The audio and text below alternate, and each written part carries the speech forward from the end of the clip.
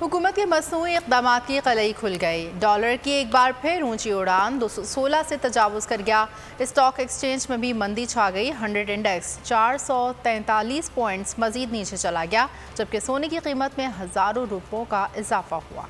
Dollar का पलट कर वार, तगड़ा होता रुपया फिर धड़ाम से गिर पड़ा। इंटरबैंक डॉलर में 2 रुपए 1 पैसे का इजाफा। डॉलर दिन के इख्तिताम पर 216.66 पर बंद हुआ। जुमे को डॉलर 214 रुपए 65 पैसे पर बंद हुआ था। स्टॉक एक्सचेंज में भी गिरावट। 100 इंडेक्स 443 पॉइंट्स कम होकर 42,826 पर बंद हुआ। सोने की बढ़ती कीमतें सोने न दें। सोने की फी तोला कीमत में 3550 रुपए का इजाफा। फी तोला कीमत 1,46,150 रुपए हो गई।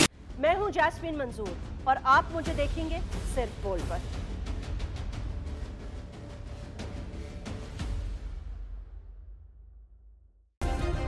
सब्सक्राइब करें और बेल दबाएं ताकि कोई खबर रह न जाए।